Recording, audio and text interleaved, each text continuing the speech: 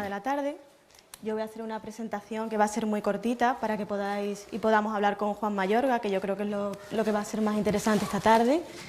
Y lo que sí os invito es que por favor participéis, que hagáis preguntas, que interrumpáis lo que queráis, pero que por favor no sea un diálogo a dos voces, sino que escuchemos también las vuestras. Yo os invito a ello, ¿vale?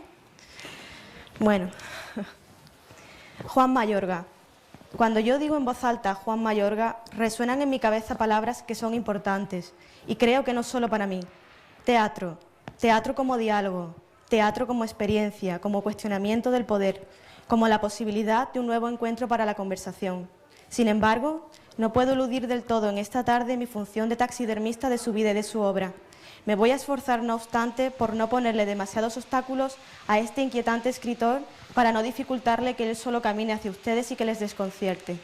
Juan Mayorga, dramaturgo madrileño. Su perfil no debería resultar ya extraño en nuestro país, pero desgraciadamente lo sigue siendo. Doctor en filosofía, y lanzo aquí la primera llamada de atención. Hizo su tesis doctoral sobre Walter Benjamin. Jamás se fíen de un hombre que entre todos los temas posibles escoja a Walter Benjamin. Y licenciado en matemáticas. Sin embargo, se dedica a la escritura teatral, o lo que es lo mismo, probablemente a convivir con sus dudas en vez de buscar respuestas. Desde 1989, cuando obtiene un accésit en el premio Marqués de Bradomín con su obra Siete hombres buenos, hasta nuestros días, ha pasado de ser un escritor de teatro a un hombre de teatro. Se ha ido aproximando al hecho teatral desde todos los ángulos posibles, desde su relación estable con el colectivo El Astillero y el grupo de teatro Animalario, su trabajo docente en la RESAT, miembro además del consejo redactor de la revista teatral Primer Acto, traductor y adaptador de clásicos teatrales, y como no, por supuesto, a través de sus obras. Cartas de amor a Stalin, Camino del cielo, Últimas palabras de Copito de nieve, La tortuga de Darwin, El chico de la última fila, La paz perpetua. No enumero más porque lo voy inmovilizando por momentos y no es mi intención. De él podemos suscribir todo eso que se dice de los escritores cuando queremos manifestar que son importantes y no sabemos cómo. Premio Nacional de Teatro en el 2007.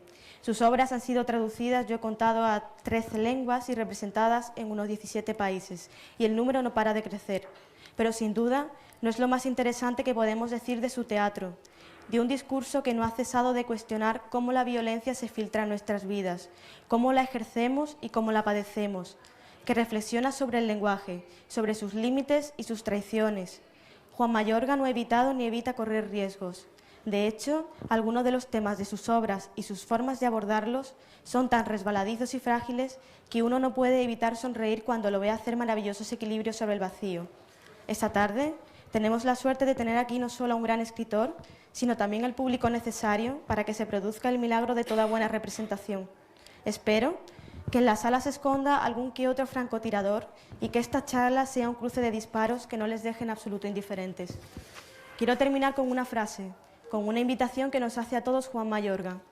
Una de las misiones del arte, o que al menos yo otorgo al teatro, es enriquecer en experiencia al espectador, que sea para él tan importante como una conversación o un encuentro con una persona. El teatro debe ensanchar la vida del espectador. Y es aquí el punto donde yo quería llegar, al momento en el que les dejo el calor de las palabras de Juan Mayorga. Bueno. Muchas gracias. Bienvenido a Cádiz, Juan. Tu personaje Bulgakov, en tu obra Cartas de amor a Stalin, se quejaba, él decía que no tenía ánimos de vivir en un país donde no se le representaba ni se le publicaba. En España es también una queja muy habitual de los autores contemporáneos, y yo me pregunto qué pasa con Juan Mayorga, porque el año 2008 está siendo casi pletórico. Ajá, sí, gracias. Bueno, antes de contestar inmediatamente a esta pregunta, me vais a permitir primero que os agradezca a todos que nos hayáis acompañado esta tarde, y desde luego agradezco primero a María María, ¿no? Sí. La acabo de conocer, la he conocido esta tarde, su muy generosa presentación, que por supuesto todos sabréis podar porque ha cumplido muy bien con las reglas del género de la presentación que exigen una exageración, ¿no? Ha sido una exageración cariñosa que te agradezco enormemente. Y desde luego agradezco a la Universidad de Cádiz el hecho de que conceda un espacio en un ciclo sobre literatura a la literatura dramática, que suele ser el patito feo de las literaturas. A mí me resulta llamativo que en una famosa cadena de librerías de este país, ¿por qué no mencionarla, ¿no? Aunque nos estén grabando, Espasa Calpe, cuando ponen a la señorita o al dependiente en Navidad a envolver los regalos, siempre lo colocan en el sitio de los libros de teatro. O sea, los primeros libros que desaparecen de la librería son los libros de teatro y colocan allí al dependiente o a la dependienta, y esos son los primeros que vuelan, ¿no? Cuando los suplementos culturales hacen recuentos de la cosecha anual, ¿no? Al final de año, en diciembre, parece que los libros de teatro no existen. O sea, sale el suplemento cultural de La Vanguardia, los mejores libros en narrativa, en poesía, en ensayo, y no aparecen los libros de teatro, cuando el hecho es que muchas veces algunos de los libros más relevantes que se han publicado ese año probablemente son libros de teatro.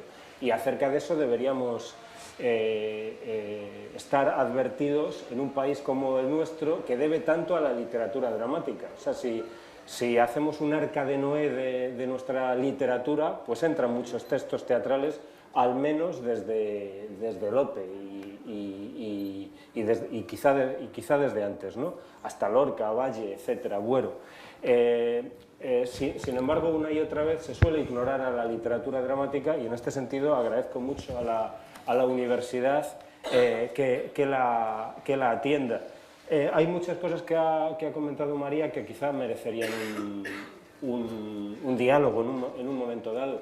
Es cierto que mis obras se están haciendo en el extranjero, pero también conviene decir que hay un creciente interés por la literatura dramática española fuera de aquí. Y esto no siempre se sabe aquí. Es decir, que los textos de Sergi Belbel, de Jordi Galceran, de Ernesto Caballero, de Sanchis Sinisterra, están llegando con frecuencia y están siendo atendidos en el extranjero.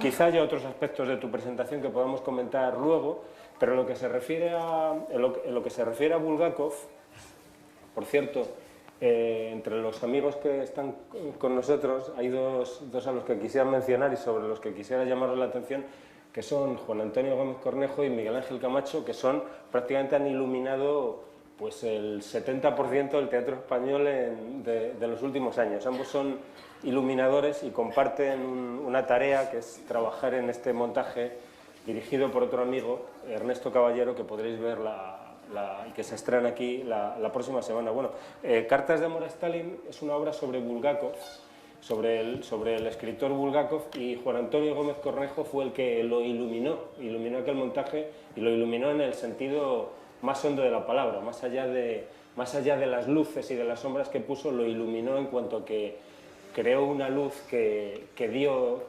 construyó drama, que sirvió para contar la historia y para construir una experiencia.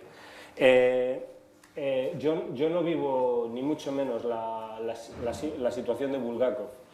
Ahora mismo hay 3 obras mías en circulación, que son La paz perpetua, La tortuga de Darwin y El gordo y el flaco, que se están haciendo en distintos lugares. Tengo la suerte de no vivir la situación de Bulgakov y de vivir en una sociedad muy distinta que la de Bulgakov, que es una sociedad más abierta que la suya, pero que sin embargo tampoco debe dejarnos satisfechos.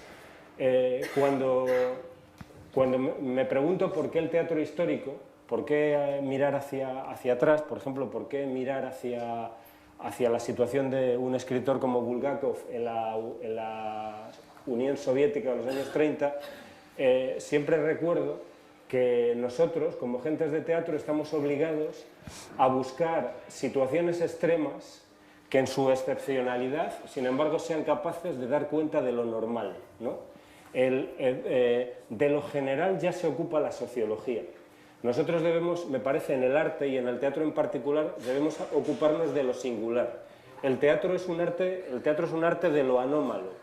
pero en lo anómalo se puede encontrar una luz para de algún modo revelar lo cotidiano. Mikhail Bulgakov vivió es una figura que probablemente a muchos os es conocida y quizá a otros no sea tanto. Mikhail Bulgakov fue un dramaturgo de éxito y narrador y autor de una de las grandes novelas del siglo XX, El maestro y Margarita, y en un cierto momento él se vio separado de su sociedad.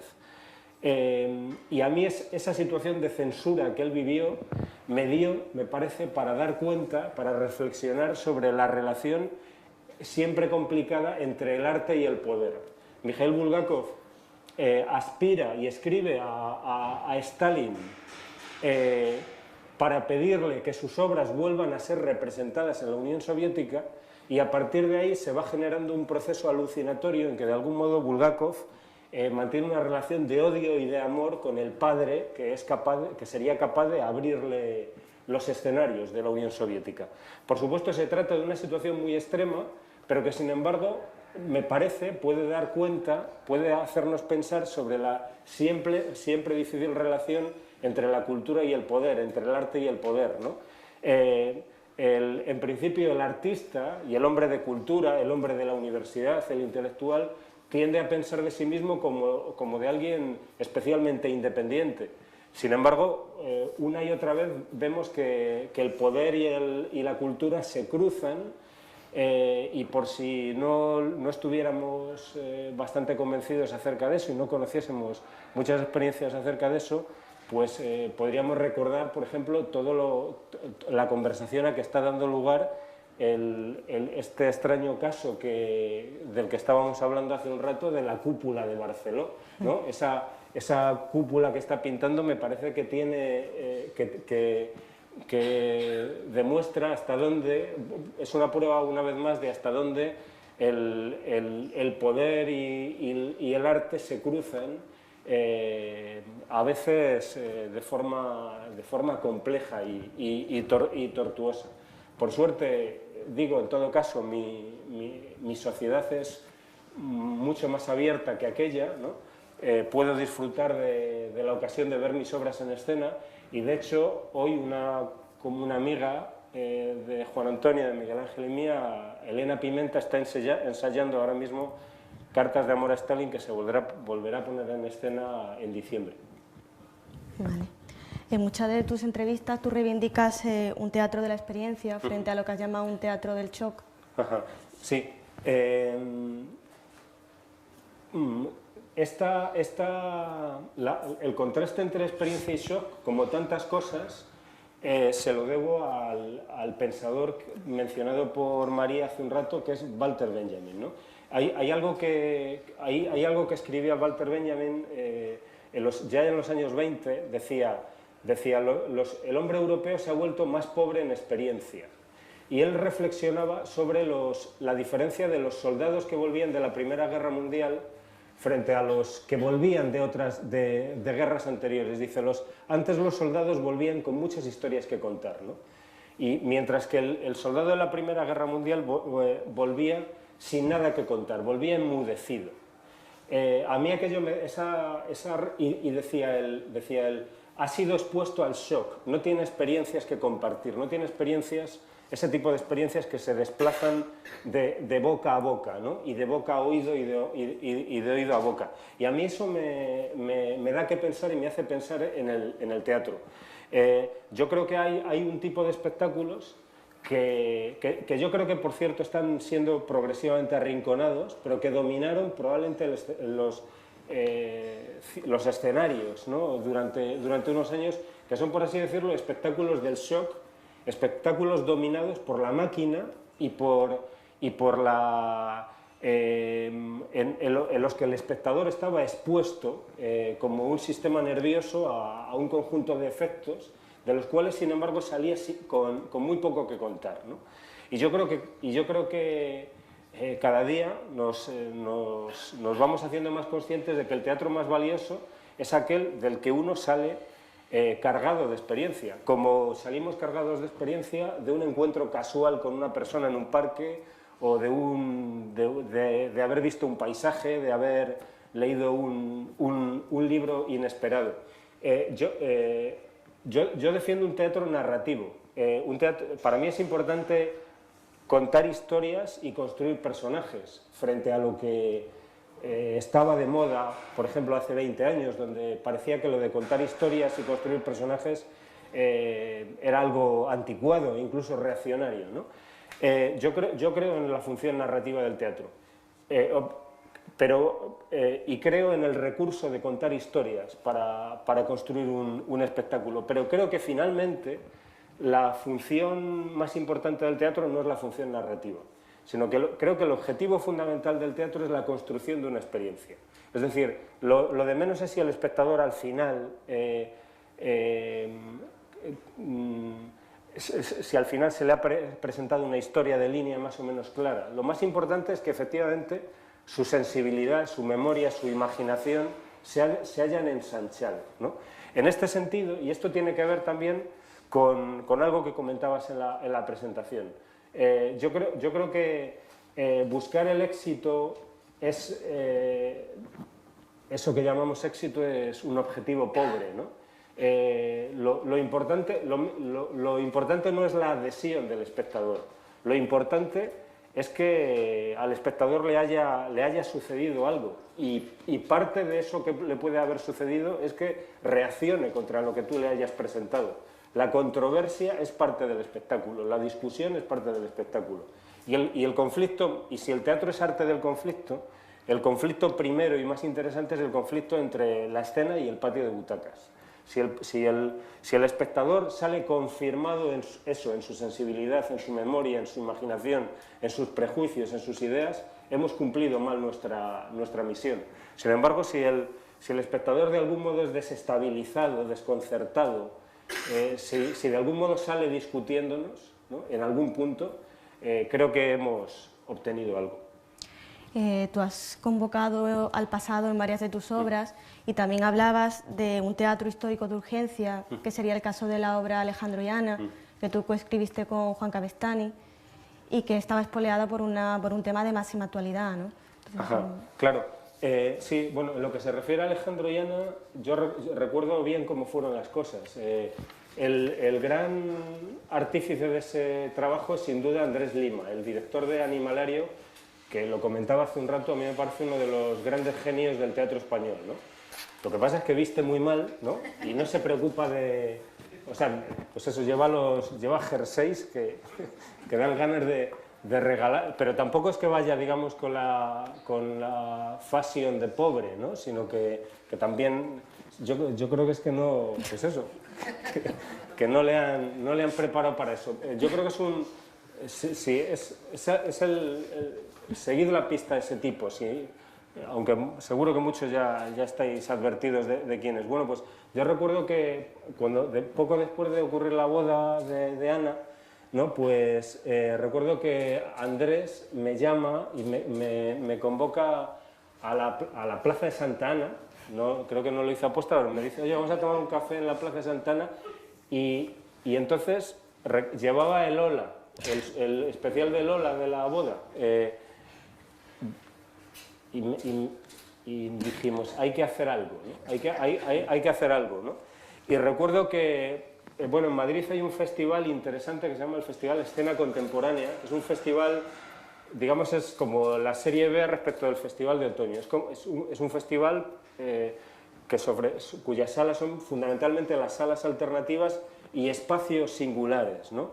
Y entonces recuerdo que nosotros pedimos una subvención a la Comunidad de Madrid, que en ese momento en la que mandaba desde luego el Partido Popular, con un proyecto que se titulaba Alejandro y Ana, y nos dieron una subvención completamente. O sea, no se enteraron de qué es lo que debieron pensar Romeo y Julieta, pues Alejandro y Ana, ¿no? Y entonces escribimos en muy poco tiempo, Juan Cavestany y yo, escribimos 9 situaciones que imaginábamos podían haber tenido lugar en la boda. Algo que nos parecía muy interesante de la boda. Bueno, la boda estaba cargada de interés. O sea, podríamos haber hecho un subgénero que es boda Alejandro y Ana. Quiero decir que podemos seguir haciendo capítulos de un culebrón, porque la cantidad de personajes, personajes que estuvieron y personajes que no estuvieron, luego lamento, digo, joder, no sacamos a Gallardón, por ejemplo, ¿no? Yo me imagino a Gallardón intentando entrar en la boda, el pobre, ¿no? Ahí como Spiderman intentando colarse con una claraboya, ¿no? Por ejemplo, es una escena que no escribimos. Bueno, pues, ¿en qué estaba? Bueno, pues, como algo que era muy llamativo es que, por un lado, la boda había sido como muy obscena, ¿no? Había una presentación con mucho despliegue, sobre todo en la pasarela, vamos, en el tramo que iba desde donde dejaban los coches hasta la entrada de la iglesia. Pero luego, lo que había pasado dentro de la iglesia era opaco, ¿no? Hasta el punto de que incluso el sermón de Rouco no lo habían difundido, cosa que me parecía muy interesante. ¿Por qué no dejan que escuchemos lo que les dijo Rouco Varela a los novios? Y luego, por supuesto, no hubo cámaras dentro de la celebración, y entonces se nos ocurrió la idea de lo que España no pudo ver de la boda de la hija del presidente. Y eso nos daba mucho juego, nos daba posibilidades de hablar de los tres candidatos, que en ese momento eran los tres que aspiraban a la sucesión, Rajoy, Mayor, Oreja y Rato, ¿no? Ahí colocados en la misma mesa, disputándose la primacía, pero también nos daba la posibilidad de hablar del chofer de Aznar o de las camareras, etc.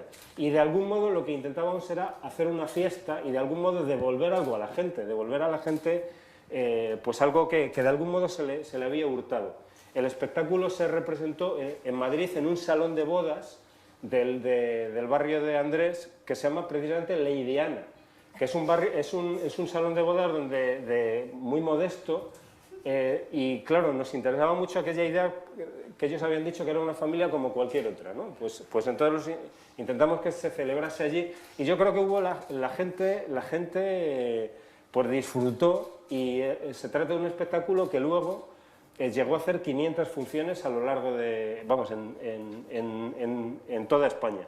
Y es cierto que ahí, cuando alguien me preguntó y yo contesté, es teatro histórico de urgencia. Sabemos que estamos dramatizando un acontecimiento histórico, pero acaba de suceder.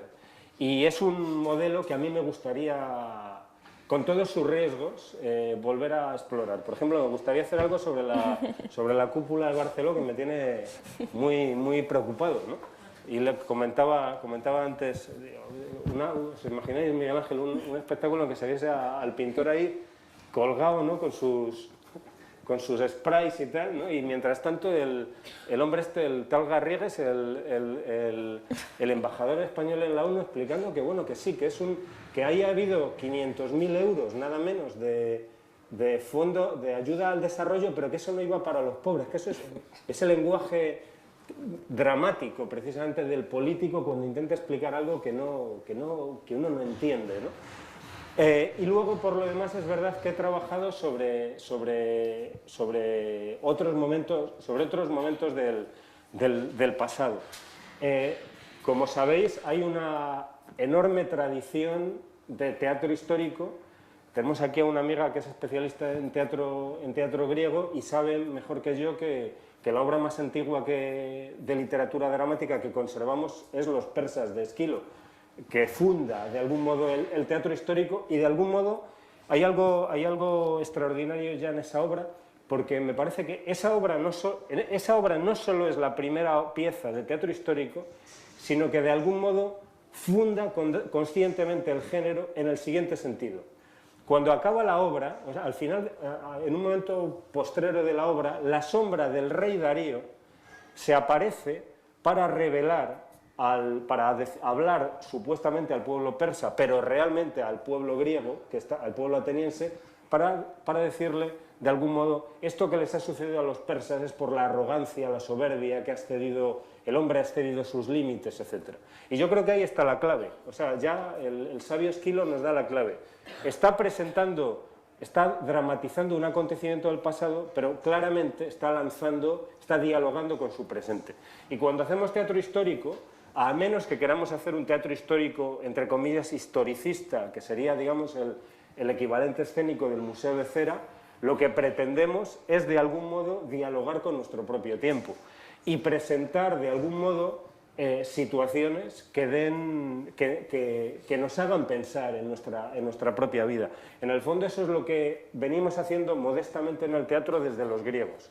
Lo que inventaron los griegos es un arte sencillísimo, pero al mismo tiempo extraordinario, por el cual la ciudad es convocada en asamblea y unos ciudadanos, porque los actores no proceden de la luna, son unos ciudadanos que se levantan de ahí y son delegados por la ciudad para representar ficciones a través de las cuales la gente pueda examinar su vida. No es otra cosa lo que hacemos, no es otra cosa, es algo tan modesto y al mismo tiempo tan ambicioso y tan maravilloso como eso. Y en el fondo cuando he trabajado en Cartas de amor a Stalin, o en Himmelbeck o en El jardín quemado, creo que en el fondo estoy hablando de una forma más o menos directa de mi propio tiempo. Otro elemento recurrente en tus obras es el utilizar personajes que adoptan la forma de animales, la tortuga de Darwin, los perros ahora La paz perpetua, Copito de nieve, bueno, animales que a veces son más humanos que los humanos, y es como que llegamos al momento exacto en que ellos comienzan a hablar sobre nosotros. Son personajes que parece que nos han observado durante mucho tiempo y justo la representación es el momento intenso en que ellos empiezan a lanzarnos su opinión sobre nosotros, que no es precisamente muy buena, ¿no? Ajá, claro. Bueno, sabemos también que debemos a los griegos ese descubrimiento, de que a través del animal podemos ganar una distancia para pensar críticamente sobre nosotros mismos. Pero yo creo que esa tradición de la ficcionalización con animales o de la construcción de personajes que son animales o del animal antropomorfo, yo creo que ha tenido un valor especial, al menos desde Kafka, ¿no? O sea, en un tiempo en que los seres humanos mismos son animalizados, las fábulas con animales tienen un valor político muy particular. Hay una interpretación obvia que a mí me parece adecuada de la metamorfosis kafkiana. Si a ti te llaman gusano, acabas siendo un gusano. Si te tratan como un gusano, acabas siendo un gusano. En España también sabemos mucho de eso. Si leemos los textos clásicos, ¿no?, los textos de nuestro teatro del siglo de oro, descubrimos cuántas veces aparece el morisco o el judío o el converso asociado a expresiones como perro o cerdo. Claro, si tú a un ser humano le tratas como un perro o lo tratas como un cerdo, lo tratas en general como un animal, lo estás deshumanizando y estás digamos, por medio de la aniquilación moral, estás preparando su aniquilación física. Sabemos que eso ha sucedido en Abu Ghraib, ¿no? Si le colocas a un iraquí una correa y un bozal, pues lo siguiente va a ser tratarlo a patadas. De forma que creo que hay, como digo, una tradición que yo creo que cobra un valor especial, digamos, en unos tiempos como los nuestros, en que muchos hombres están siendo educados para comportarse como bestias, para ganar sus espacios y para defenderlos a dentelladas, y muchos hombres están siendo literalmente tratados como bestias, ¿no? A mí me llama mucho la atención que con esto de la crisis financiera y demás parece como que saltan las alarmas que no saltaron ante cifras escandalosas de hambrunas que teníamos hace un mes, ¿no?, antes de que Wall Street empezase a caer. O sea, me parece que es difícil mantener un discurso coherente sobre los derechos humanos y aceptar lo que por otro lado se está aceptando. Yo he escrito 4 obras en que los personajes son animales, o en que hay personajes animales. La primera nunca se ha representado y a mí me dio la pista para trabajar y para seguir explorando ese campo. Se trata de una adaptación del Coloquio de los perros de Cervantes, que yo titulé Palabra de perro y que nunca se ha puesto en escena. La escribí a partir de un desafío de mi amigo Luis Blat, que me propuso escribir una adaptación del Coloquio de los perros. pero poco a poco esa adaptación se fue convirtiendo, tras sucesivas reescrituras, en un texto que me era cada vez más propio. Si recordáis la novela cervantina, Cipión y Berganza se encuentran y Berganza le cuenta la vida a Cipión y de algún modo siguiendo el esquema de la novela picaresca, es decir, le cuenta su vida siguiendo la serie de amos por los que ha pasado, de señores por los que ha pasado.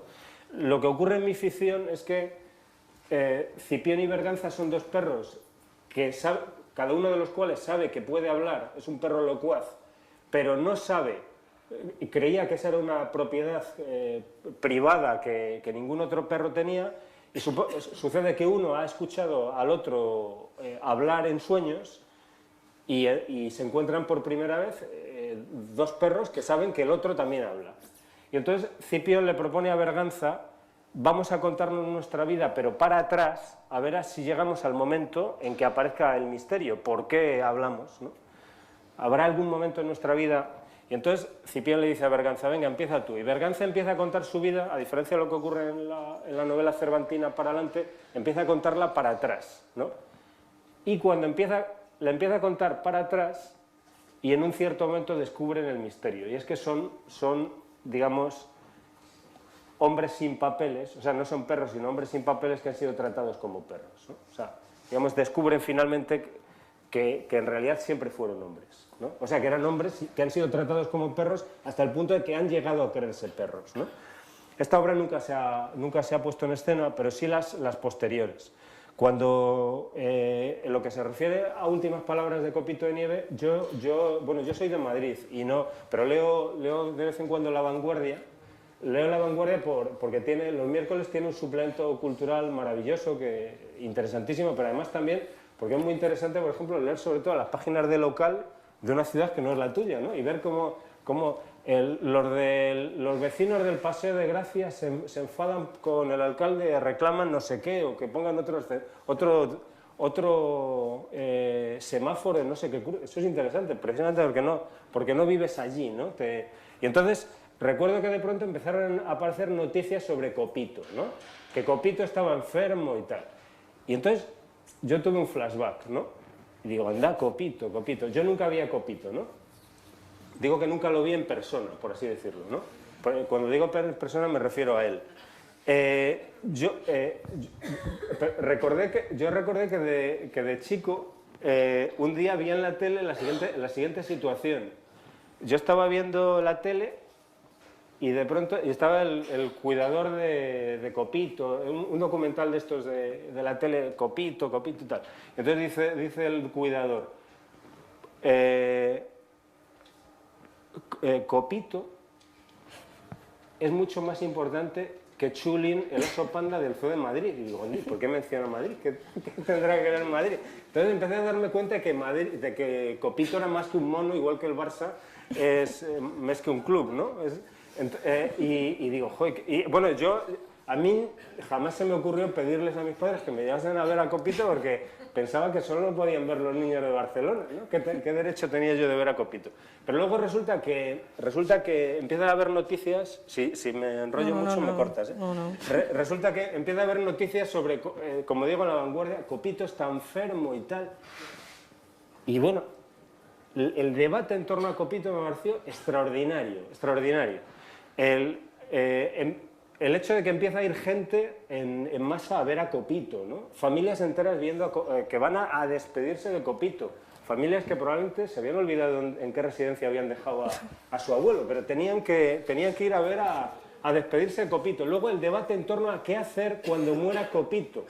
El debate en torno a si Copito merecía o no la eutanasia, si a Copito había que privarle del dolor, etcétera.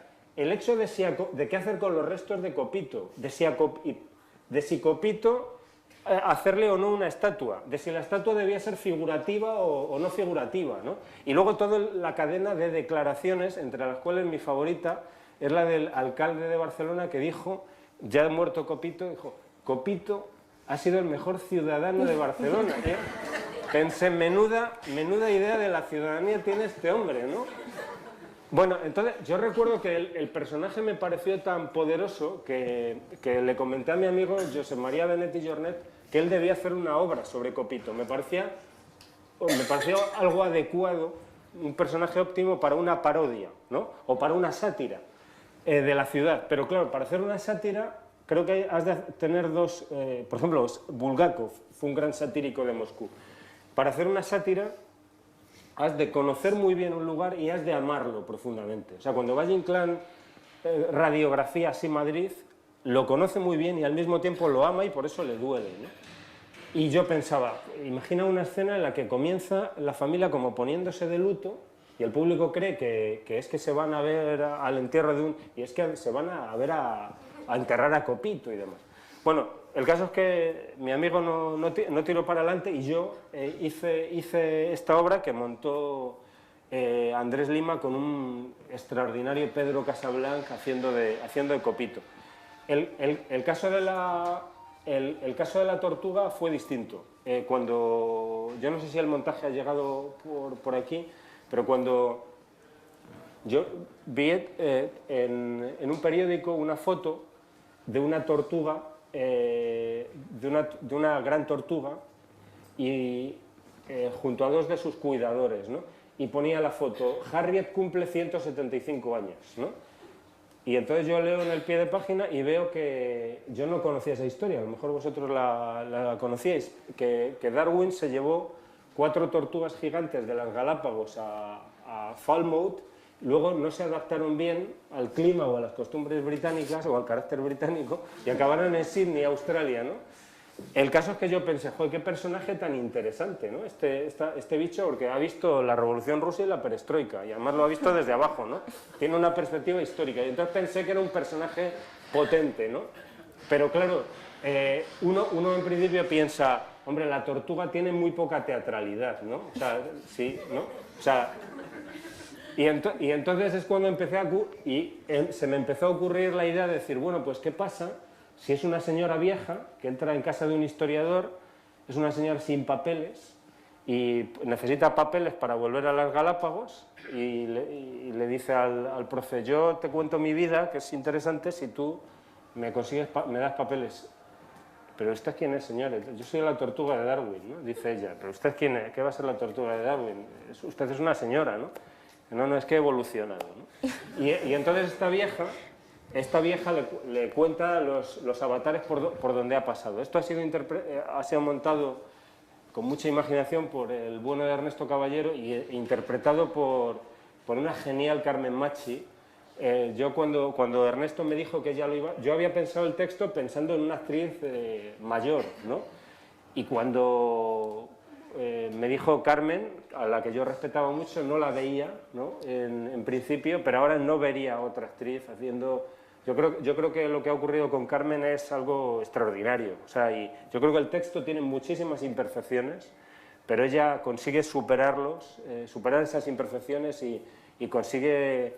yo creo que ha hecho uno de los grandes trabajos actorales de mucho tiempo.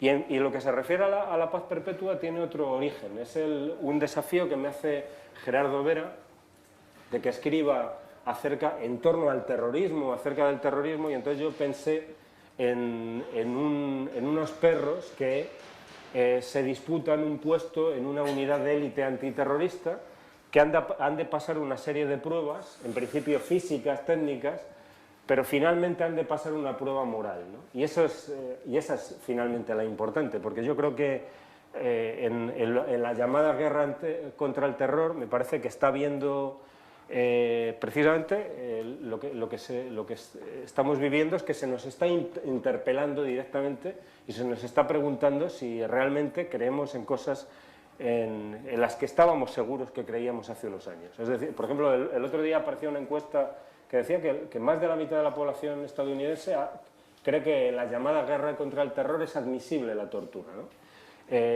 Es un hecho que hoy, no solo en bares o en tabernas o en un autobús, puedes escuchar a gente que legitima la tortura, sino que hay foros políticos y foros académicos en que se está legitimando la tortura. Es decir, por ejemplo, se habla de protocolizar la tortura, es decir, de que haya tortura, pero de algún modo contextualizada en presencia de un juez, con determinadas garantías, etc. El solo hecho de que eso esté apareciendo abiertamente en el espacio público me parece que es estremecedor y de algún modo mi pequeña respuesta es la paz perpetua. Yo creo que el teatro es el medio más directo y al mismo tiempo más diverso que conozco para compartir mi asombro. Mi asombro hacia cosas que me hacen feliz y hacia otras que me provocan zozobra, ¿eh? Y de algún modo la paz perpetua de algún modo es mi forma de convertir en teatro esa zozobra. Y es un hecho que por lo demás, y ya concluyo, los personajes animales son además una invitación al teatro, ¿no? Es decir, si el espectador acepta el juego, es obvio que Carmen Machi no es una tortuga, y mucho menos una tortuga de 200 años. Es obvio que Pedro Casablanca no es un mono. Pero si el público acepta que lo son, y el teatro es fundamentalmente eso, un juego de complicidades entre los actores y los espectadores, si acepta eso va a aceptar otras muchas cosas. Es decir, si el público entra a ver una obra que se titula Últimas palabras de Copito de Nieve, es decir, una obra en la que el mono va a hablar, va a aceptar otras muchas cosas. Por así decirlo, va a haber una radical apuesta por el teatro, por su libertad, por la imaginación. Entonces, al personaje animal puedes ponerle en su boca palabras y frases que quizá no te atreverías a poner en boca de un personaje humano, o que quizás resuenen de un modo distinto en boca de un animal que de un personaje humano, y en general estás invitando al director, a los iluminadores, a los escenógrafos y desde luego a los actores a explorar posibilidades de teatralidad que quizá otro tipo de marco no ofrecen, ¿no? Y en este sentido, pues para mí han sido experiencias gratificantes. El teatro es quizás el género que mejor sirve para gritar que el emperador va desnudo. Entonces tú has utilizado el tema del poder no solo temáticamente, sino también desde el nivel del lenguaje como un instrumento de dominación más. Sí, bueno, el teatro es peligroso. El teatro es pequeño, pero sigue siendo peligroso. Ayer leía que a una profesora de secundaria de Alicante, creo que era de Alicante, la habían sancionado, la habían expedientado, no sé si habéis visto esta noticia, porque resulta que había puesto en escena con sus chavales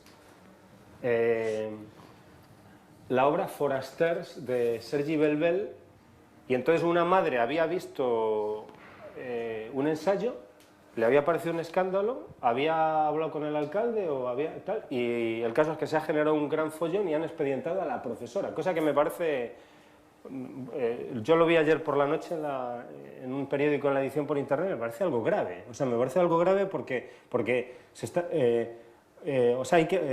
quiero enterarme y quiero hablar con Sergi acerca de cuál es el asunto, porque dices que cosa más pequeña, en un pequeño pueblo de Levante y tal, ¿no? Esto es grave porque, de pronto a una profesora que probablemente está haciendo un trabajo suplementario, ¿no? A su jornada, que está ilusionada, que está con lo que cuesta mover a una gente y demás, de pronto la censuran de ese modo, su nombre aparece asociado a escándalo, a obscenidad. Luego resulta que los medios sacan un trozo de un texto de Forasters de Belbel en que un hombre dice una serie de tacos contra los negros contra unos negros de su barrio. Cualquiera que conozca a Sergi Belbel sabe que ese texto, en su contexto, tiene un carácter crítico. Está criticando a ese tipo de personaje. Pero si tú lo desgajas, ¿no? Lo desgajas y lo citas tal cual, pues parece como que el Belbel es un tipo que se dedica a escribir chorradas a base de tacos, etcétera, ¿no? Creo que se trata de ese tipo de situaciones que dan cuenta de hasta qué punto pues, se empobrece y vamos a menos, se empobrece nuestra sociedad y vamos a menos. Pero a lo que iba, resulta que eso, de pronto, es teatro, ¿no? Eso de que nos juntemos que se junte una gente y escuche eso es de algún modo incómodo. No sé si os has conocido que Voltaire escribió una obra que se llama Mahoma, una obra sobre el profeta, cuya lectura pública ha sido prohibida en distintos lugares. Su representación ha sido prohibida y su lectura pública fue el último lugar donde tuvo lugar la prohibición fue previendo un escándalo, porque Mahoma es presentado críticamente por Voltaire. El último lugar donde ha habido esa prohibición, esa censura, es en Bélgica. Llamo la atención sobre el hecho que esa obra se puede descargar en Internet. Se puede comprar en la editorial Flammarion, ¿no? Y se puede descargar en Internet, igual que nosotros tenemos Cervantes Virtual, donde podemos descargar muchos textos clásicos. Los franceses, tú puedes descargar los textos de Voltaire, de Molière. Es decir, la edición no es peligrosa, pero el hecho de que una gente se reúna y eso se ponga cuerpo a esos personajes y se ponga esa palabra en cuerpo, en cuerpo y en espacios, tiene un peligro, resulta incómodo. Alejandro y Ana sufrió enormes presiones precisamente cuando en realidad pues éramos 200 gatos ahí. ¿Qué importancia tenía eso? Creo que el teatro sigue siendo un espacio en su pobreza, en su pequeñez, paradójicamente un espacio de resistencia, donde es posible reaccionar a aquellas preocupaciones que estén en el aire, ¿no? Yo creo que el teatro es un arte político, al menos por 3 razones. Primero, porque su autoría es colectiva. En los trabajos que he compartido con Miguel Ángel o con Juan Antonio, ellos son tan autores como yo. Todos firmamos ese espectáculo. El espectáculo es de cada uno de nosotros y de ninguno.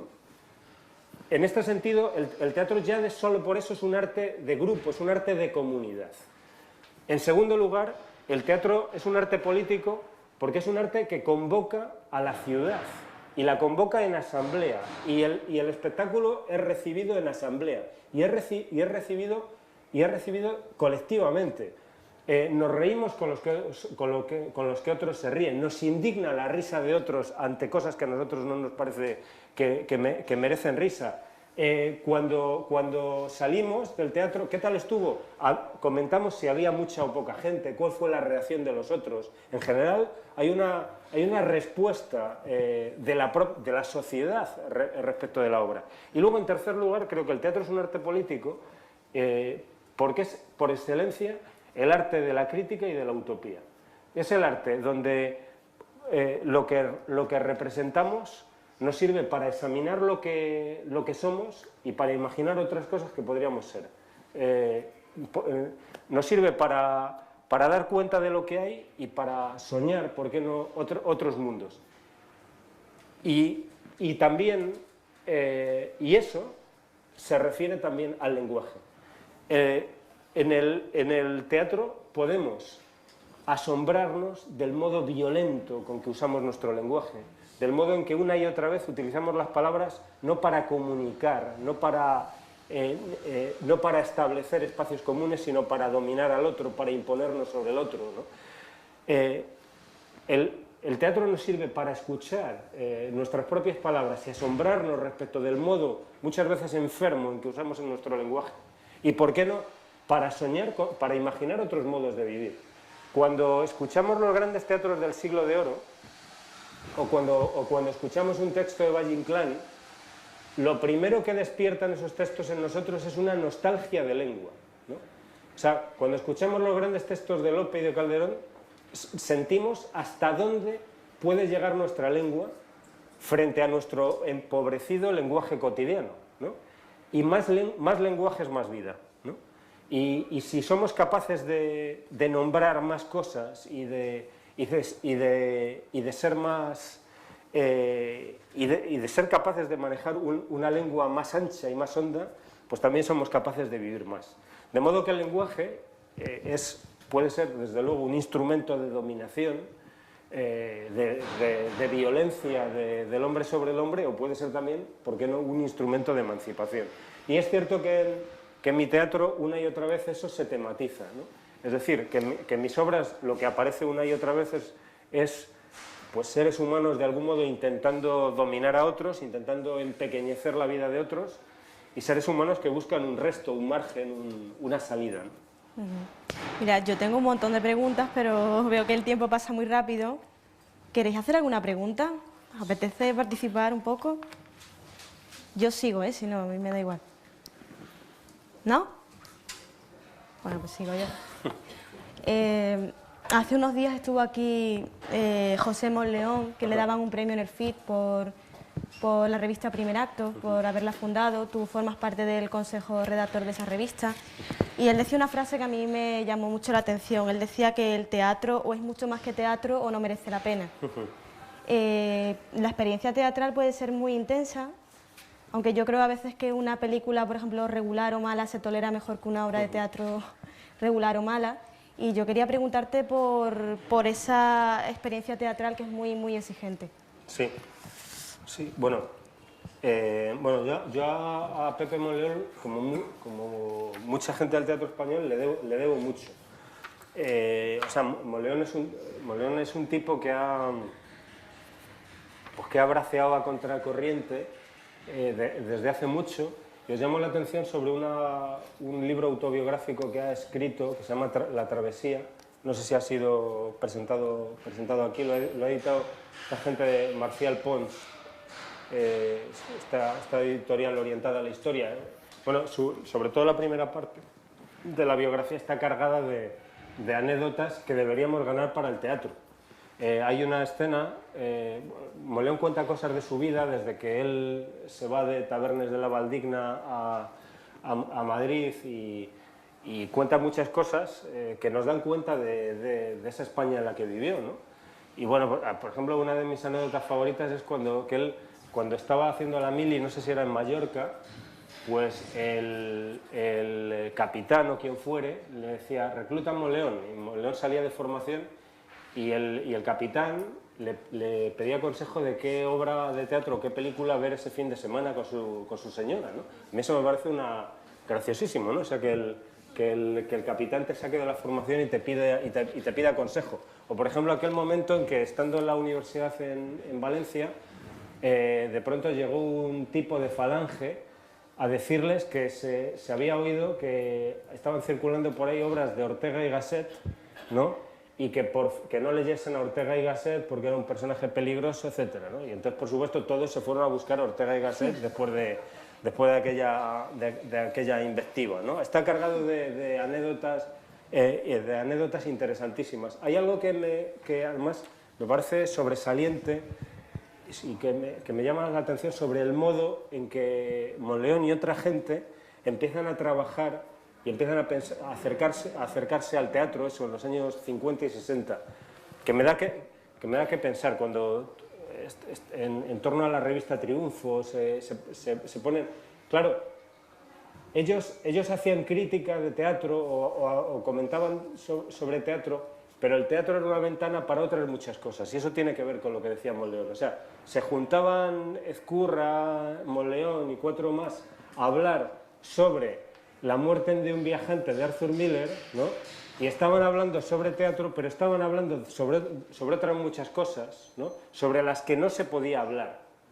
Se hablaba sobre, pues eso, sobre el pequeño peso del pequeño hombre en el mundo capitalista. Se hablaba de otras muchas cosas. Y creo que cuando, por ejemplo, he hablado con, por ejemplo, Florica Ikim, que es el equivalente a Monleón en Rumanía, ¿no? Pues ella me cuenta que de algún modo el teatro se convirtió en ese espacio de resistencia también allí, ¿no? Cuando vemos el enorme respeto que tiene la sociedad argentina por su teatro, nos damos cuenta de que el teatro argentino ha dado mucho a la gente, porque en momentos muy duros políticamente o económicamente, el teatro fue un lugar donde todavía se podía decir la verdad, ¿no? Donde se había una polifonía que rompía pues eso, el discurso el discurso del gran hermano. Y de forma que la sociedad devuelve con su gratitud algo de lo que le dieron los actores y los directores en aquellos años. El teatro argentino muchas veces ha sabido estar a la altura de las circunstancias, precisamente eso, porque ha sido capaz de ser más que teatro. Pero ser más que teatro no hay que entenderlo en un sentido arrogante, sino al contrario, en un sentido bien modesto. Tenemos que precisamente crear espacios para que la gente pueda pensar, para que la gente pueda imaginar, para que la gente pueda sentir. Si estamos haciendo eso tan pequeño, estamos realmente haciendo algo que es interesante no solo para las gentes del teatro, sino para la gente. Yo creo que solo hay una razón para hacer teatro, finalmente, que es el amor a la gente. Si no es por amor a la gente, no hagas teatro. Bueno, una opinión personal, a mí Hamelin es quizás de tus obras de las que más me gusta, me parece de las más complicadas, de las más logradas. Yo creo que en esa obra tú adoptabas el punto de vista del desconcierto de un niño del que están abusando de muy diversas maneras. Yo me pregunto, ¿a ti te acusaron un poco de ambigüedad por esa obra? Ajá, sí, a ver. Sí. Gracias por tu opinión sobre Hamelin. Bueno, Hamelin se está montando ahora mismo en Italia y en Rumanía, y se va a montar en Bélgica el próximo febrero, y bueno, ha tenido ya 8 montajes fuera de España, ¿no? En España se benefició de un muy sabio montaje de Andrés Lima y yo creo que de un montaje con extraordinarias interpretaciones. Hamelin procede de una noticia que leo precisamente en La Vanguardia, ¿no? Dice aquella noticia, padres alquilan su hijo a un pederasta los fines de semana por 30.000 pesetas. Bueno, a mí como padre la noticia me estremece. Y entonces, de algún modo, ya no como padre, sino como dramaturgo, intento recordar el mandato chejoviano. Yo creo que el mandato de Chejov es mira de cerca, intenta acercarte y mira un poco más de cerca. Y entonces, si uno mira un poco más de cerca, se empieza a preguntar, ¿quiénes son esos padres? ¿Quién es ese pederasta? ¿Quién es ese niño? ¿Quién es el periodista que me lo cuenta? ¿Y quién soy yo que estoy escandalizándome ante esta noticia? Y entonces empiezo a acercarme, y cuando empiezo a acercarme, empiezo a pensar que quizá las cosas no sean tan claras. Y eso no quiere decir que sean más limpias, pueden ser incluso más turbias de lo que parece, pero desde luego van a ser más complejas. Van a ser más complejas porque por ejemplo, a lo mejor resulta que ese padre a lo mejor no es que esté alquilando a su hijo, es que a lo mejor es un hombre que, como decía el personaje de la afición, magníficamente interpretado, por cierto, por Roberto Álamo, siente que no es capaz de ser un padre, ¿no? Y siente que con ese chico universitario, su hijo está mejor que con todos los bandarras del barrio, ¿no? Ese chico que le lleva y le enseña, le ayuda a hacer los deberes, ¿no? Y el padre a lo mejor no ve la explotación sexual que hay entre esos dos personajes, o no quiere verla, etcétera, ¿no? Y eso es lo que yo intenté con Hamelin, acercarme a todos ellos, acercarme a todos esos personajes, incluso a un personaje que me es, por supuesto, absolutamente repugnante, que es el pederasta, ¿no? El pedófilo. Porque se trata de un personaje que quizá tenga una inclinación que él afirma que es capaz de contener. La obra, en su primer término, es una obra cuyo tema es la pederastia, pero yo creo que finalmente es una obra sobre el lenguaje. Es una obra sobre el lenguaje porque en la obra entran en conflicto distintos discursos. Entra el discurso del juez, el discurso de la psicóloga, ¿no? Y está también el empobrecido discurso de la familia del niño. porque precisamente la depauperización de esa familia empieza por su incapacidad de construir un discurso que organice esa experiencia. Cuando esa familia se reencuentra con el niño en la escuela hogar, solo saben decir trivialidades, ¿no? ¿Qué haces por la mañana? ¿Qué haces por la tarde? Porque no son capaces de establecer un discurso coherente y son, sin embargo, invadidos por el lenguaje, digamos, entre comillas, de las fuerzas del bien, es decir, del juez, de la psicóloga, etc. Yo creo que cuando hacemos teatro tenemos la obligación de defender a cada uno de nuestros personajes, y eso quiere decir intentar buscar las razones de esos personajes, por distantes que sean de nosotros. Yo he escrito en Himmelbeck el monólogo de un nazi, ¿no? Pero tengo que conseguir que ese personaje de algún modo sea atractivo para el espectador, porque lo más turbador no es ver a un nazi, lo más turbador es sentir que hay algo en ti de él, ¿no? Si no escuchamos a los nazis, ¿no? Estaría bueno, pero el teatro tiene esa capacidad, tiene la capacidad de que un actor sostenga el discurso de un nazi y que tú sientas que en algún punto sientes una simpatía por ese personaje, y cuando eso ocurre, tú mismo vas a generar probablemente una reacción que es mucho más interesante que la mera arenga antinazi. Es decir, si tú eres capaz de provocar una reacción en el espectador contra el personaje, estás haciendo algo más útil que colocar aquí a un monigote que se autoanula, ¿no?, en tanto que personaje, ¿no? O sea, si aquí sacamos a un nazi, si en teatro sacamos a un nazi diciendo barrabasadas, inmediatamente el público lo ve como el malo, ¿no?, y se acabó la obra. Como tantas veces hago, pues intento indagar informarme sobre ciertos sucesos. También me informé sobre el caso Arni de Sevilla, sobre el caso Casa Pía de Portugal, ¿no?, de Lisboa, sobre el caso Otro en Francia. Y luego, cuando he visto la obra, cuando la obra se ha representado en distintos sitios, las reacciones han sido, en general, de que ha habido gente que ha pensado que la obra dramatizaba un acontecimiento que ha tenido lugar en esa sociedad, ¿no? Y eso me resulta, por supuesto, preocupante y me indica cómo la violencia frente a los niños está en el aire y los niños son los primeros que pagan en todas partes. La obra, como decía, es una obra sobre el lenguaje, pero está construida de algún modo para que resuene el silencio del niño. O sea, y eso tiene que ver también con un aspecto de Himmelbeck, una obra sobre los campos de concentración. Creo que hay algo en los últimos tiempos, junto a un teatro histórico, ha ido apareciendo lo que se llama un teatro de la memoria, que de algún modo tiene una vocación justiciera de intentar dar voz a las víctimas del pasado. También hay espectáculos que intentan dar voz a las víctimas del presente, ¿no? Escuchamos frecuentemente ese tipo de apelaciones, dar voz a los sin voz, ¿no?, dar presencia a los ausentes, etc.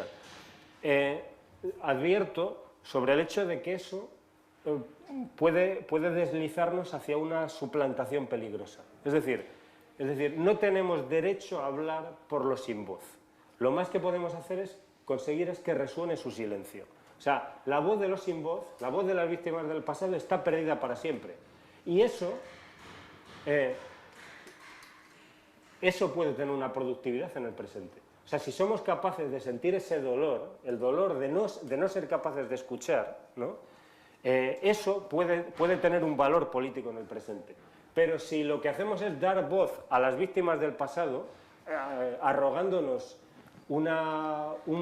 poniéndonos, por así decirlo, en el lugar de la víctima, lo que podemos estar es haciendo un ejercicio, en el fondo, narcisista y, en el fondo, bastante autocomplaciente, porque nos sentimos satisfechos de algún modo de haber resucitado a aquellos que murieron, ¿no? Y eso me parece peligroso. En este sentido, cuando la obra Himmelbeck es una obra en la que parte de un acontecimiento histórico que tuvo lugar, pero que finalmente es una ficcionalización libre.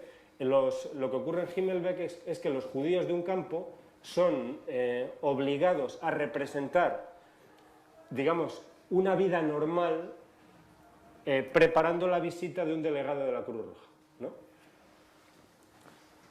De forma que lo que vemos en la obra no es la vida de los judíos, sino la vida que el comandante les ha obligado a representar, ¿no? Y finalmente, al final de la obra, hay un momento, el comandante quiso que una niña cantase una canción, y escuchamos a esa niña, ¿no? Y de algún modo lo que hay en esa canción es precisamente esa vida que nunca llegó a tener lugar. Y yo es a lo que me atrevo a hacer, ¿no? A intentar de algún modo dar resonancia a ese silencio. Es a lo más que me atrevo.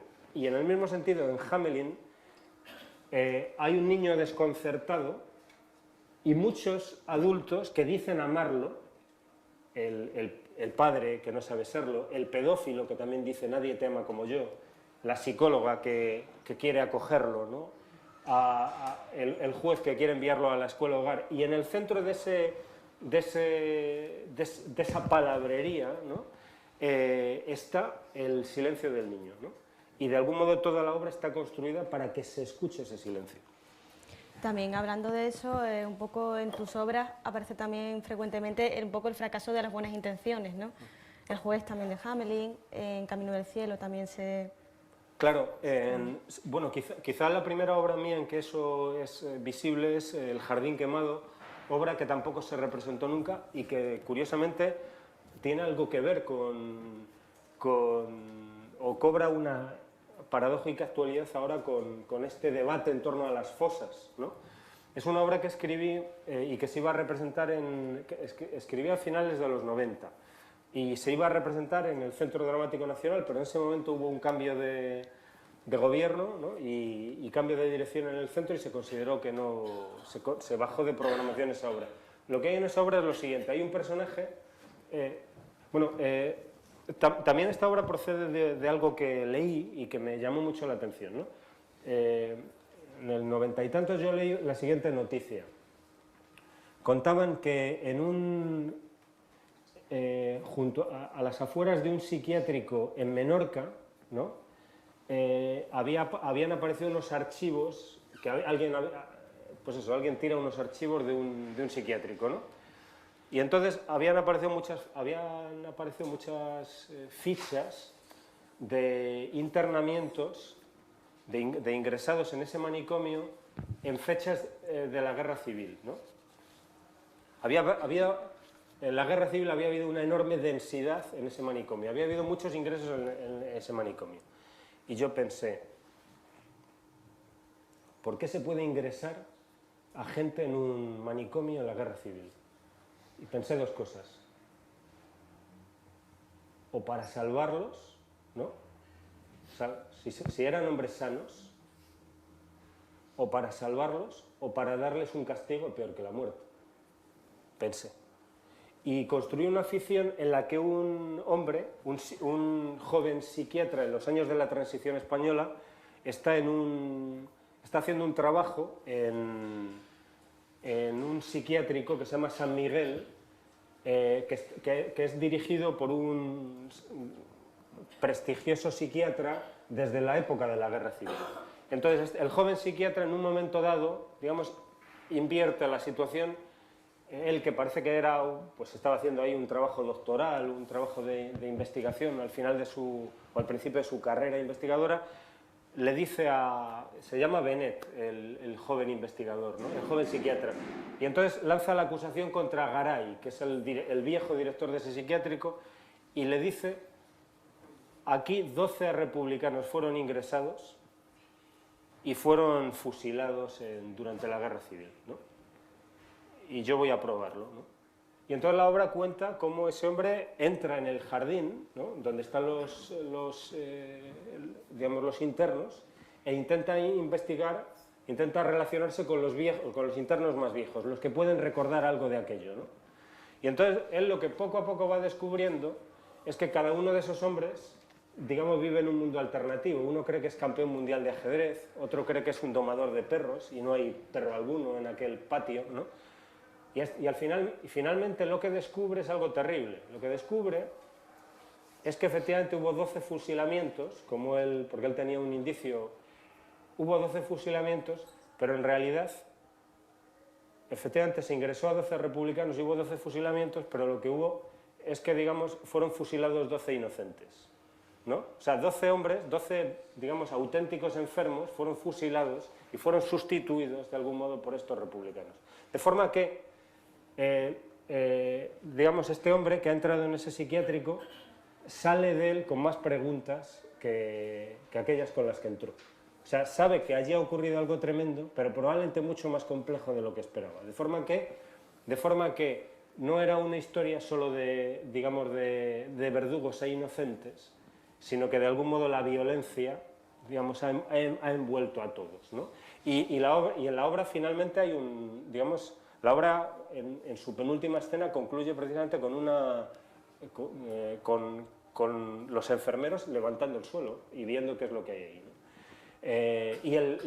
Y Bennett sale del psiquiátrico hablando, o sea, con más preguntas que aquellas con las que entró, sin saber si este Garay es de algún modo alguien que es un verdugo o alguien que de algún modo es un justiciero y que hizo lo que había que hacer en ese momento. Y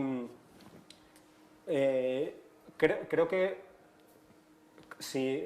lo importante no es que el personaje salga con más preguntas, lo importante es si el espectador se las hace, ¿no? Y yo creo que el teatro ha de ser fundamentalmente eso, no un lugar donde encontremos respuestas, sino donde encontremos buenas preguntas. Y cuando eso no ocurre, cuando en lo que a mí se refiere, siento que he hecho mal mi trabajo.